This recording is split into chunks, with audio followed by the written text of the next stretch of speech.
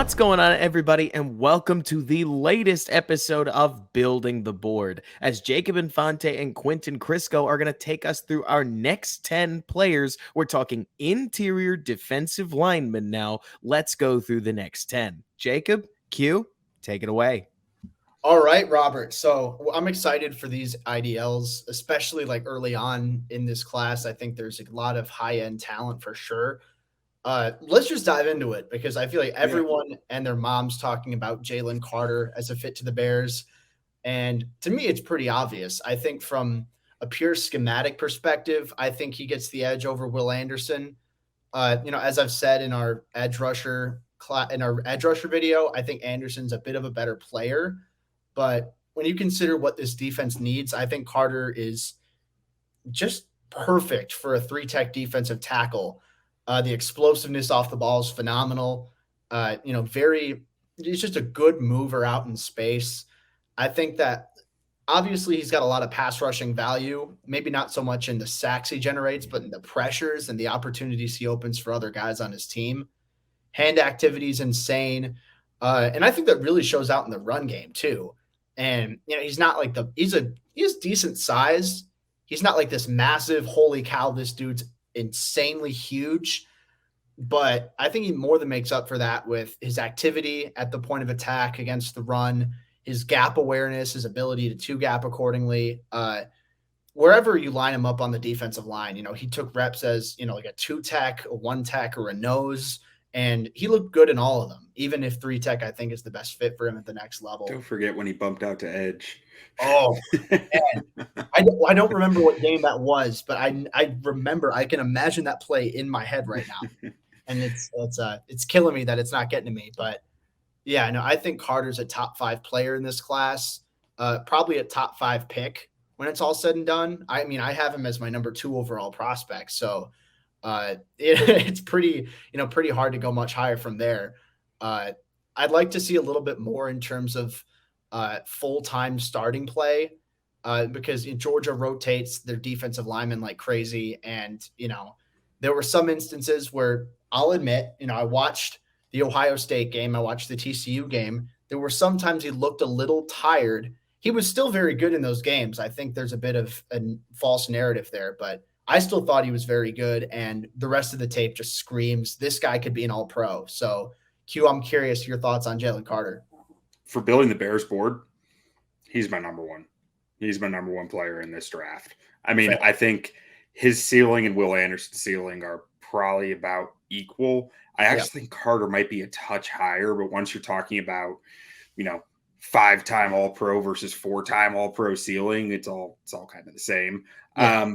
But I do not think his floor is as high as Will Anderson's, just because, like you said, he wasn't a full-time player ever just because Georgia didn't need him to be, which is insane when you think about it. But really where I end up with it is not even just that he's a better scheme fit for the Bears defense and, plays that vaunted 3-tech spot that's so important for what Matt Eberflus wants to do. But just that it is so hard to find defensive tackles who disrupt at the level that Jalen Carter does. And that's not always something that shows up in stats. There are plays where he's not getting a pressure, but he's eating up 3 different blockers because they need 3 blockers. Like, that's insanity. You don't find guys like this on the street. They don't become free agents. You can rarely trade for them. I mean, guys with this talent, you need to draft them, and you need to draft them high typically. So to me, Jalen Carter's the top dog in this draft. No, and I totally get that. And in all honesty, I wouldn't be shocked at all if Carter's a top guy on the Bears board. He just fits. He's just such a perfect fit. And we could talk about Jalen Carter all day, but I'm sure a lot of you guys have heard a lot about Jalen Carter already, and we got 9 other guys to get to. So in summary, Jalen Carter is great at football. The next one I want to go to is a guy with a vastly different skill set, and that's Siaki Ika out of Baylor. And I know Robert's a big Baylor guy. I like Ika a lot. I'll let you start with your thoughts on him, but he's a very intriguing prospect. I couldn't decide between intriguing or interesting. I guess both of them really fit for Siaki Ika here. Yeah, so Ika, like, he's a fun watch. Yeah. Guy's like, what, 360 pounds, and he gets after the passer.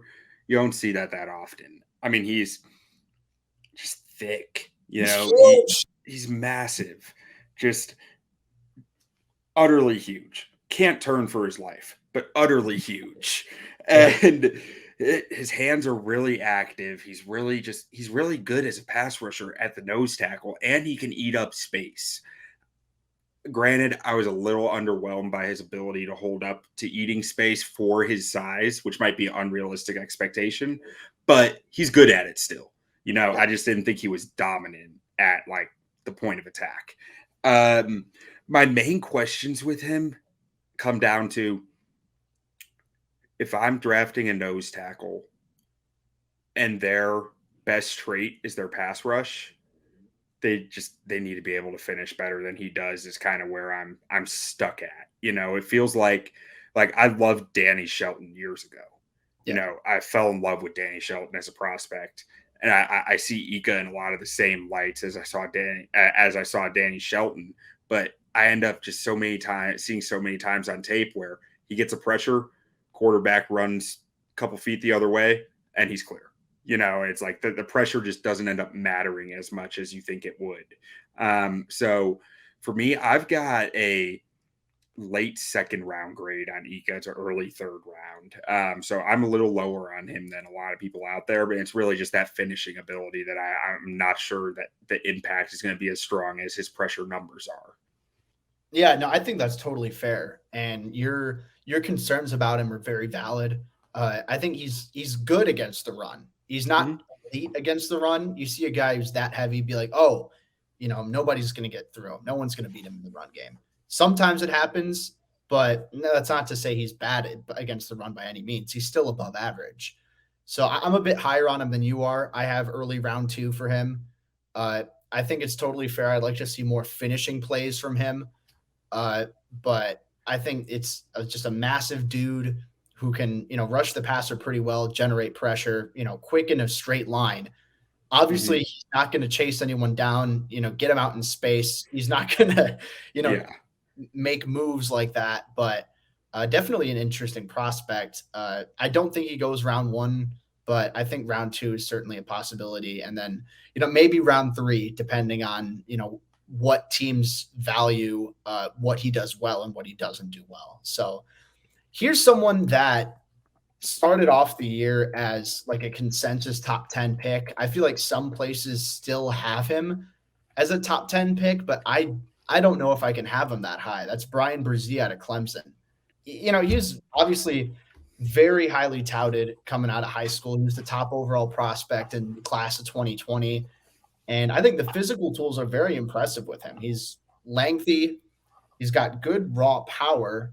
I think that, technically, again, the narrow base, he can do a better job of keeping his weight underneath him and keeping his pads low. But I think the raw power he brings to the table is impressive. Long arms, explosiveness off the ball, and he's mobile in space. I think he's got a lot of developmental upside as a pass rusher, whether that's as a 3-tech or, say as like a 1.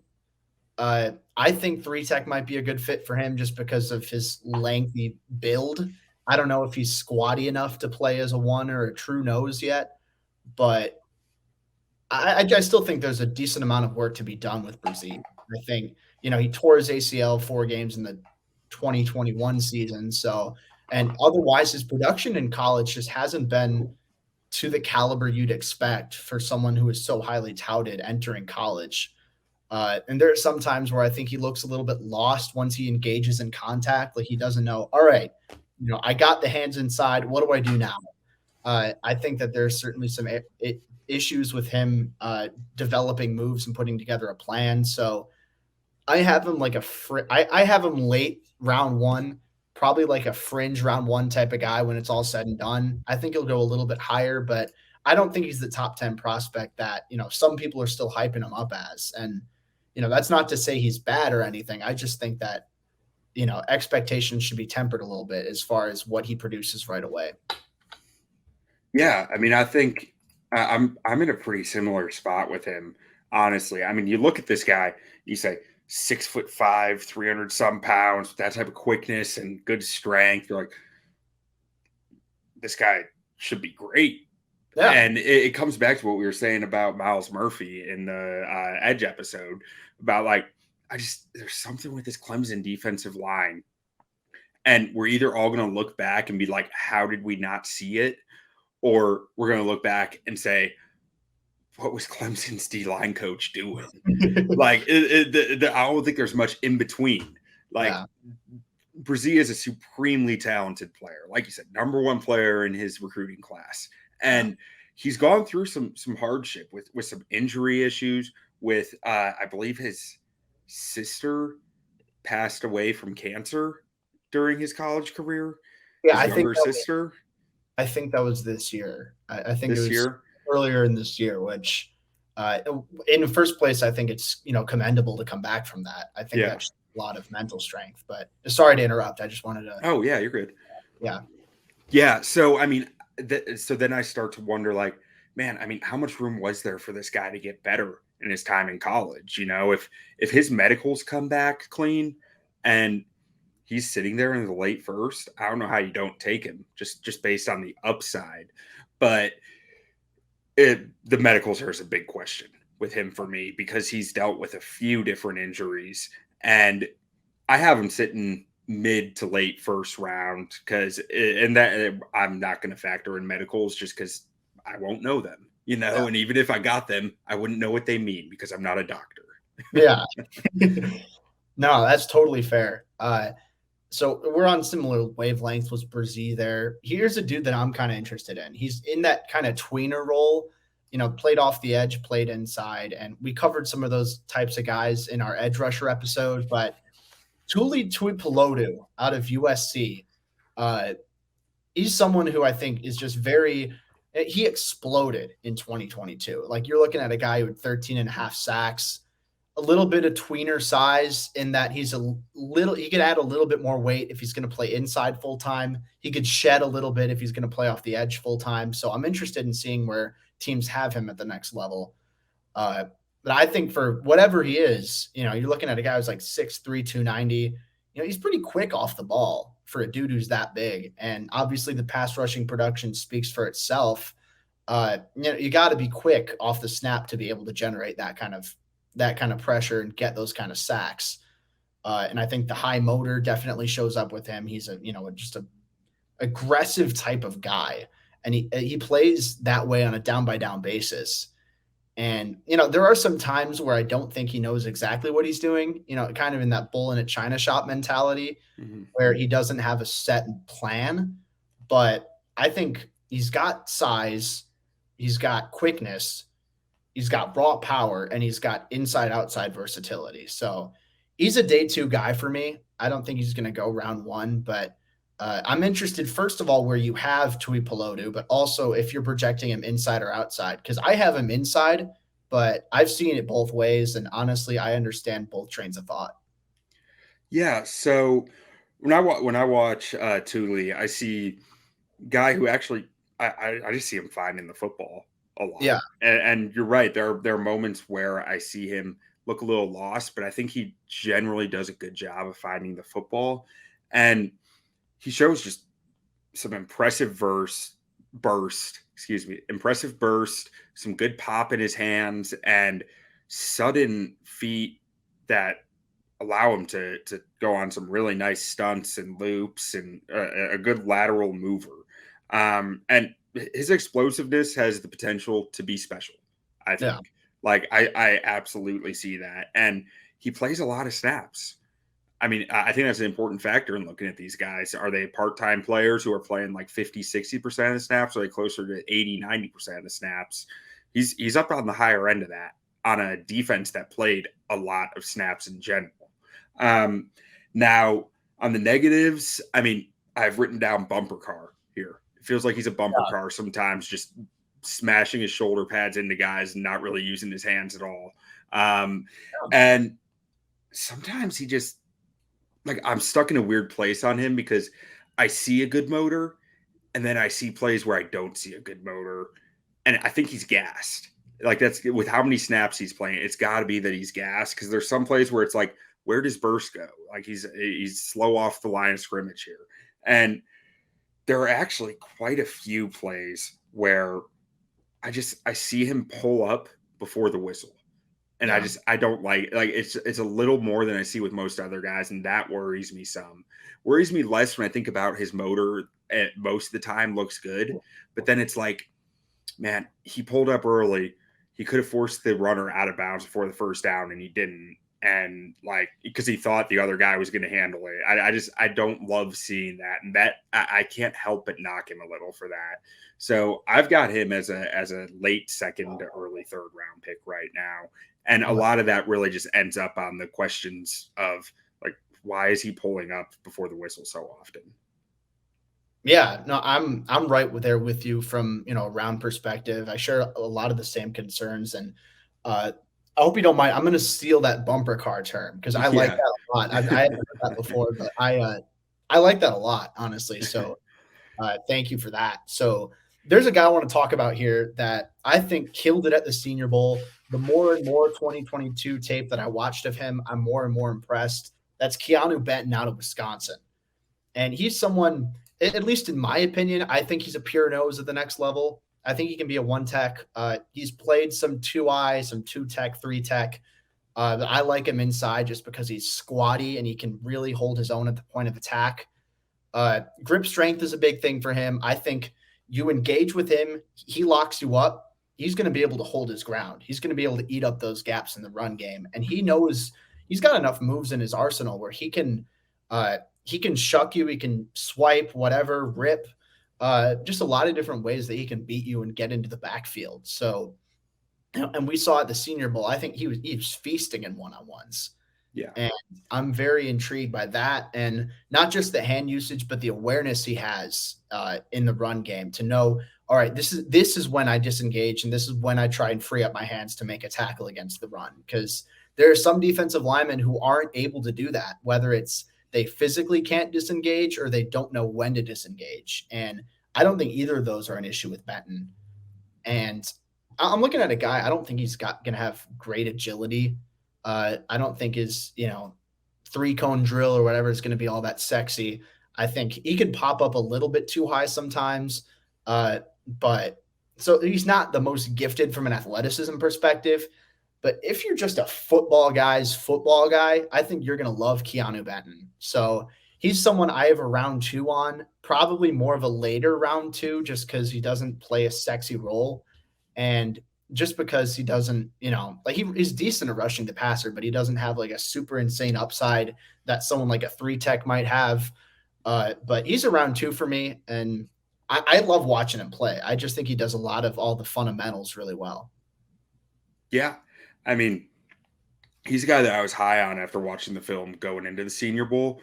And I think that he is an underrated pass rusher. Like when I watched his tape, I saw a guy who, when he was allowed to just shoot gaps and get after the passer, I thought he excelled at it. And I think that he is he's not Bryan Bresee. He's not Jalen Carter as an athlete, but yeah. I think he's probably an above average athlete for a 300 something pounder who was asked to be a run stopper in college and asked to be a run stopper. But I think he has some serious pass rush upside that hasn't been tapped into consistently, but that he's shown the tools that I think are that it's there. Now, the thing that really stands out to me when watching him is his bendiness for an interior D lineman. That core strength, that core flexibility, that ability to contort his body and maintain strength is something that I haven't seen with a lot of guys, to get into weird positions and still be able to coil up power to push a guy off him and go make a play. Was something that I really liked. And it adds up when I look into his background. He's a 2-time state qualifier in wrestling in the state of Indiana, I believe. So Midwest 2-time state qualifying wrestler. Yeah, he's got core strength. He's got flexibility. And I love that he was academic All Big Ten in 2020. I always love to see academic achievements on here, and he clearly has a chip on his shoulder. Like, he was a 3-star recruit, and I think he has a chip on his shoulder because of that. Because people say he can't pass rush. Because I think there's a lot of this guy puts a chip on his shoulder over just about anything, and I love that. Yeah, and those are two like major green flags for me. Is whenever I see a guy who's like, oh, all academic, all whatever, and a trench guy with a wrestling background, because you know that he knows how to like move his body, and I mentioned a little bit that there's sometimes he can pop a little bit upright, but I think he does a pretty good job of negating that with his slipperiness, just in the way that he moves in his upper body.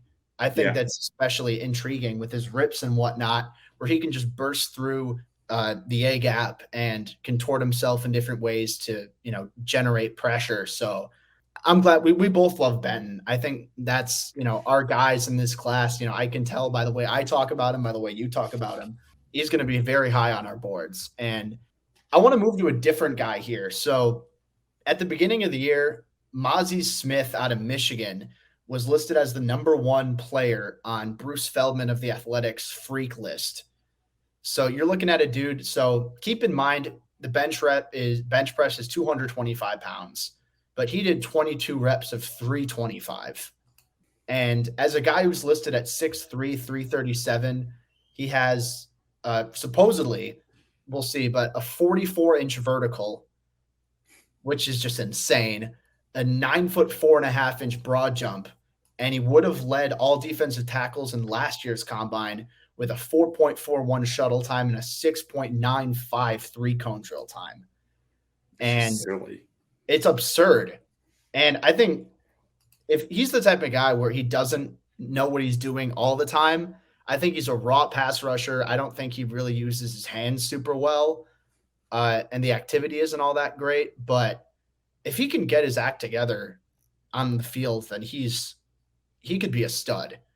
I mean, you're looking at someone with insane play strength. I mean, that strength shows in, his weight room numbers, but it also shows on the field. He's got good grip strength, does a good job of holding up blocks at the point of attack, eats up gaps pretty well. Even if he doesn't always have the best gap awareness, he's just bigger and stronger than everyone. And he fires off the ball pretty well for a guy, who's as big as he is, and he moves around in space pretty well for the guy that size. So he takes a lot of reps, as a 3-tech or a 2-tech. He also takes reps as like a 1-tech or a nose. I think have him as like an attacking sort of 1-tech, I think would be a very good role for him at the next level. I have him as a day 2 prospect, like maybe late round 2, early round 3, just because the tape isn't all that great. But I think he gets drafted higher just because of what he brings as a pure athlete at his position. Man, so I'm going out on a limb here, and if you no longer respect me after this, I thoroughly understand. But Mazi Smith's my number 2 defensive tackle in this draft. Whoa, okay. I watch his tape. I see a guy who is just throwing people around.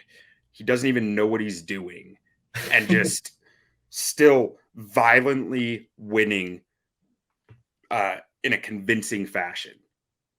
I mean, it's clear to me this guy, I do not think he's getting out of the first round. I wouldn't blame a team for taking him in the top 15. I think that he is a rare combination of power, strength, and the want to is there on tape. Yeah. He is playing hard all the time. So you're telling me I have a guy who bench presses 350 pounds at 22 times, has one of the best shuttles we might see for an interior defensive lineman in years, and has all the want to. Like there's a red flag about a gun charge, I think, out there that might push him down. But outside of that, I do not see how this guy gets out of the first round. No, that's definitely fair. And like that's the fun kind of stuff is like, although I don't have as high of a grade on Mazi Smith, I totally see where you're coming from. And I can't knock that at all, honestly, because I think there are a lot of really intriguing tools to work with him. And if he hits, like you said, he doesn't exactly know what he's doing, but he's still just an absolute bull in a china shop, just a monster type of guy. I mean, just game record. You're seeing him win against triple teams. It's like, it's absurd. What am I talking about here? He's going early. That's my mindset, at least. Yeah, no, that's totally fair. 100%. There is a guy I'm interested in because, going opposite ends of the spectrum, Mazi Smith, like 330 pounds. This is one of the, lighter interior defensive linemen in this class, one of the smaller defensive linemen, but boy, can he rush the passer. And that's Calijah Kancey out of Pittsburgh. And I think it's a little unfair to him that he's an interior defensive lineman who's undersized from Pittsburgh, because naturally they're going to say, oh, it's Aaron Donald. And Aaron Donald is the best defensive player of this generation. That's such a high bar for him to reach. I don't think Kancey's going to be Aaron Donald, but it's the same. He wins in the same way. He doesn't win as often as Aaron Donald or in as dominant fashion as Aaron Donald, but Kancey is a really good athlete. He's really quick off the ball. I think his first step for a defensive lineman is some of the best, if not the best in this class. Quick out of his stance. He's got really good long speed. And one thing I think that's really intriguing is you got a guy who can move around in space. Kancey's someone who brings value as a defender, not just in the trenches, but also when plays go outside, when plays go wrong, when quarterbacks scramble. If you want a defensive tackle in this class to chase down a quarterback, I'm probably taking Calijah Kancey. Him or Jalen Carter, but Kancey's right up there. Also very active in his hands. I think he shows good hand speed, a good arsenal of pass rushing moves, and the want to disengage, I think, is really impressive. Like, I love he's got a good club move, but I think some of his two-hand swipes and his swims are really impressive. I know he plays a lot as like a one tech or a nose tackle. That's not where he's going to end up. He's too small for that. I think he's a 3 tech. You can maybe kick him outside to a 5, depending on what your view is on him. And the size, shows up with issues against the run sometimes, but I don't think Kancey is, like a top 10 pick that I've seen some mock drafts have him, but he's a damn good football player. So he's someone that I'm going to have, probably a day 2 grade on, like a second rounder. I'm just going to level with you here real quick. I have 3 guys kind of in the same range, but I don't know the exact order yet. I've got Benton, Smith, and Kancey, all pretty similarly graded. I don't know what I'm going to end up ranking them at yet, though, because I love all of them, but for completely different reasons. I've got Benton and Kancey within like 3 picks of each other, like on grades, which I don't have a specific picks, but like their grades are just like they're right next to each other. Yeah, very identical. Yeah. Kancey, like, he's fun, man. Yeah. This guy's violent. This guy rips around. He's an athlete, exploding all over the field. He's flexible, bendy, and relentless. His motor doesn't stop. And the questions that I have about him is just really there's a lot of times where I feel like he doesn't have a plan. He's just saying, I'm athletic, I'm going to be an athlete, and that's how he wins, which if you can get away with it is great. Yeah. But he's gonna need, like, I'm not sure if his frame supports much more mass. Like, that's a question I have with him. Can he add more mass? Because I felt like his joints just looked a little thinner, and like he just wasn't built to be a 300 plus pounder, which if he's not, I mean, he might still be able to succeed. But I worry about him a little against the run because of that. And in a one gapping scheme, you can throw some of that away. You never throw all of it away, but you can throw some of it away, which I think limits his versatility some. And just, he's not a naturally wide person. And that shows in his base. His feet tend to get a little narrow, and it sucks up some of his power. I'd really like to see him focus on because he's flexible through the core, right, through the torso. But Yeah. I'd like to see him loosen up his not really his hips, because he swings his hips fine, but like his allowing his base to get wider more naturally and more consistently, because I think that would go a long way for his play. I've got him right next to Benton, just a early to mid second rounder. Okay. Which is high for Benton, but I like Benton. Yeah. No, we're both big Benton guys. So yeah, I think that's totally fair on him. One dude I want to talk about real quick is the Alabama Byron Young. So we didn't talk about Tennessee Byron Young in our edge rushers episode, but we've got Alabama Byron Young, the defensive lineman here. And it made me like, there's just something in my brain that was something feels wrong about having two guys named Byron Young on the same Senior Bowl team. Oh, dude, it's messed me up a lot. It's just like, oh, that's a good play by Byron Young. All right, but which one? So I don't know, just something about that irked me, but I think there's a lot to like with Byron Young. He's not the biggest guy out there. He's like 6'3", a shade under 300 pounds. But he's quick. I think he's got some good explosiveness off the ball, just nice juice in a vacuum.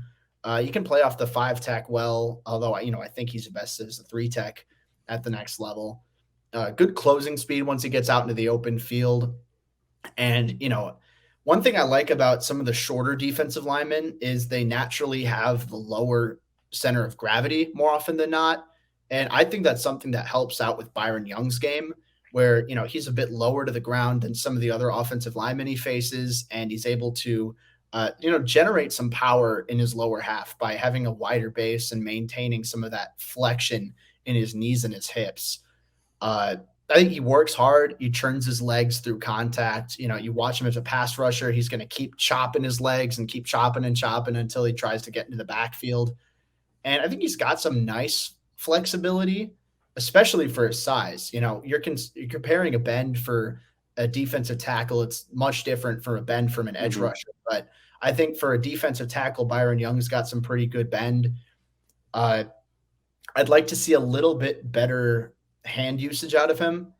There's sometimes where, and my watching him goes back since 2020, because I watched him for, past draft classes, and he just hasn't declared until now. So, he's been on my radar for some time, and I'll admit I've watched a little bit of him in a spattering over a few years, and not a lot of him in 1 year like I have with, some of these other prospects. But I think that you're just looking at a guy, a little bit smaller. You can add a little bit more power in his anchor, but I think he's quick. I think he brings some pass rushing value. I think he's a good rotational type of defensive tackle. I have him as like an early day 3 type of guy, like round 4, I think is probably the best fit for him, at least on my board. So Q, I'm curious what you think of the Bama Byron Young. So when I watch him, I see a guy who's a above average athlete, not, he's like, if you turn Calijah Kancey's athleticism and just the anxiety inducing play that he has, if you turn that down to 50% and turn the technique up to like 90%, I think that's what you have in Byron Young, right? He's above average athlete, really technically sound, really good change of direction. I thought he's a pass rushing 3 technique with a good get off. But where that leaves me is I'm not sure his frame supports a lot more weight. He gets washed out in the run at times. And he's a pro already. He looks like a pro, the way that he plays. So everyone, or not everyone else, but a lot of other players in the draft class will get to the NFL and get better. Yeah. I'm not sure if he will. That's what I think. He might be a little bit maxed out. He, like you said, he can get a little bit better with his hands, but outside of that, I'm not sure where he improves his game once he hits the NFL. So I think he's a guy who I'm not as high on, but I think he has a high floor. And I've got him right now looking at like a 4th round grade. Yeah. I think that's about fair. We're in the same range with him. I think that's very well put, cap ceiling, but he'll contribute. Now here's a guy, intriguing prospect, who didn't get invited to the combine for some reason. And, I'm just very sad about that because his tape is so good, for a group of 5 prospects, a mid-major, whatever. That's Karl Brooks from Bowling Green. I gush over this guy because and I'm so disappointed that he didn't get invited to the combine. I am too. I'm just learning that right now. Yeah, he would thrive in that kind of environment, I feel like. And, saying that indicates he's a very good athlete for an interior defensive lineman. He's someone who's rushed off the edge. He can kick as a 5 technique. I like him best as a 3 tech. Very good quickness off the line of scrimmage. Very good production in his last 2 years at Bowling Green. He got to the quarterback at a very high level. Good long arm as a pass rusher. Nice size. He's not like a massive individual, but he's good. And he's done a good job of adding weight to his frame over the last few years. He started off in college a bit undersized, but he's gotten to around that 300-pound mark, or at least he was listed as that in college. I think an understanding of his hand usage can improve a little bit. I'd like to see him improve a bit more in terms of his gap awareness as a run defender and just his anchor in terms of holding up blocks and eating up gaps in space. I think there's a lot of potential to work with Karl Brooks, especially as a pass rusher. I think he's going to contribute pretty early as a rotational type of guy. I'm looking probably late round 3 for him, maybe early round 4. Again, that's the type of guy he should be going to the combine, but for whatever reason he didn't. But I think the NFL is going to be higher on him than what the combine has, at least. But yeah, I'm a big fan of Karl Brooks. So that's just me. That's my say on the matter. This guy's a freak. I mean, he's almost 300 pounds, and he's as explosive as most players at the top of this draft, which is just insane to be that heavy and that explosive. And he can for 300 pounds. He can change directions well. He's got quick feet laterally. He's got active hands. I think he has room to improve his hands, but they're active, which is, I think, more important than them being efficient at this level, because you can teach efficiency. It's a lot harder to teach activity, I think. And really just good hand-eye coordination. I saw him bat down a few passes where it was like he had to adjust to it, and he still did it, which was impressive to see. Now, my questions with him, he's kicking ass at a lower level of competition. And like I turned on his game against Mississippi State and they shut him out. So that's a question for me. In that game against Mississippi State, he moved into 3 tech a lot, 3 tech, 2 tech, even a little 1 tech. And I'm not sure. It made me start questioning his ability to play as a down lineman. And as I was seeing it and like looking back a little bit on some of the plays that I'd saved, most of his splash plays were coming as a stand-up pass rusher who is getting those 3 steps and converting the speed to power. And his explosiveness wasn't showing as much as a down lineman, which is going to be a question for me with him in the draft. But ultimately, he still has some insane athletic traits that you have to be excited about. So let's see. I've got him looking somewhere. It's a wide range I have from. It's 2nd to 3rd round. Like, it's just, I've watched 2 games. One was against Western Michigan, the other against Mississippi State. I just need more. I need more tape to really get a feel for him. Yeah, no, I think that's totally fair. And like, the good thing about these next coming months is that gives us, more time to collect tape on some of these small school guys. So some of those grades are going to start to be a lot more solid and set in stone. Like, we say these grades, like in some cases, like with a Jalen Carter for the defensive lineman, say there's a lot of tape on him. So our grade probably isn't going to change much compared to where it is now. But over these next coming months, we're going to get access to a lot more stuff. So you never know. Stuff might change, but I think that's about fair for him. I agree with your evaluation. And that brings us to the last guy of our interior defensive linemen, Nesta Jade Silvera out of Arizona State. He's someone who, I'll admit, I watched him a little bit before the Senior Bowl. Like, I watched his game against Oklahoma State, and, that was the only exposure I had to him heading into Mobile. And I wasn't super high on him. But then I watched him at the Senior Bowl. He seemed to make some intriguing plays, and I'm like, okay, maybe there's something here. Because he's a bit smaller. He's like a shade under 6'2", 307. So he's got a stout frame. He's only 307? Well, that's what he was listed at the Senior Bowl. I think he was. I guess in person at the Senior Bowl, he didn't look as big, but I just watched the Oklahoma State game this past week, and I was like, man, he looks bigger than I remembered.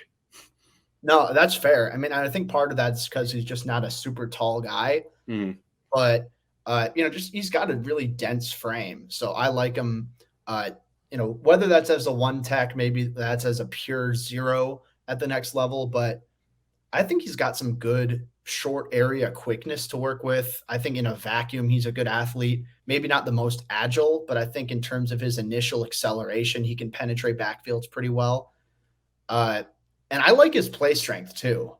Feel free to disagree with me, but I think, I watch the grip strength. I watch him hold up blocks. I watch him stand his ground against the run. He's got a strong anchor too. I think he's a valuable run defender with a little bit of juice to him.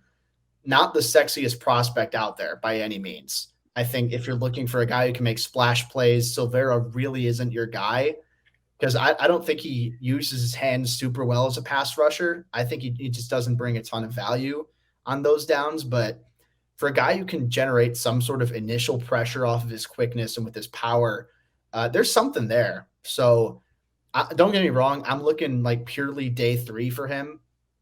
I'm thinking probably like around, round 5 or 6, I think is probably where he'll end up on my board.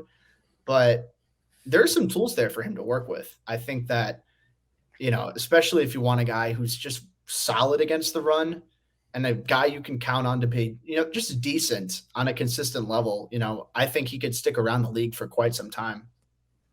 Yeah, I think I think you're going to want him in a one gap scheme against the run specifically. I think that there are times where you see him on tape trying to 2 gap, and it's just he ends up behind the play before he can get his head around when he's over here, and then by the time he's over here, the play's already gone. But when he's one gapping, like he can really mess some stuff up.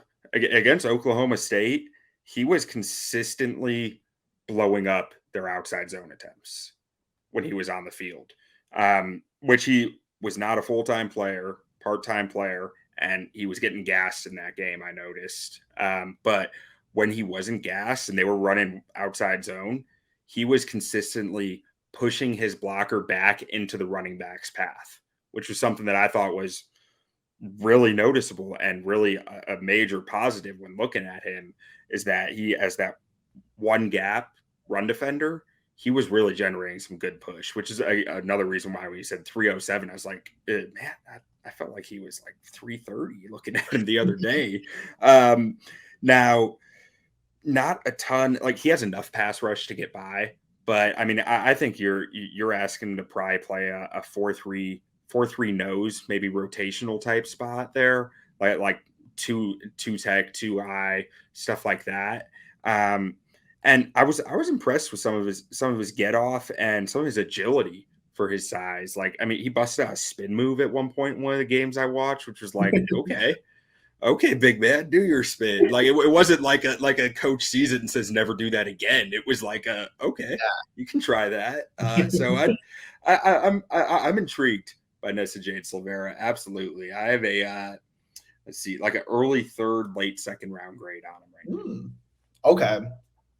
No, so that's that's significantly higher than where I have him, but I don't hate that. I think he's gonna. And I'm super early on it right now too. So once I fill the board more, that could drop down a full round for all I know. But yeah, no, and honestly, that's the same with me because I haven't watched a ton of Silvera, like not nearly as much as I have with like Carter, Bresee, guys like that. Yeah.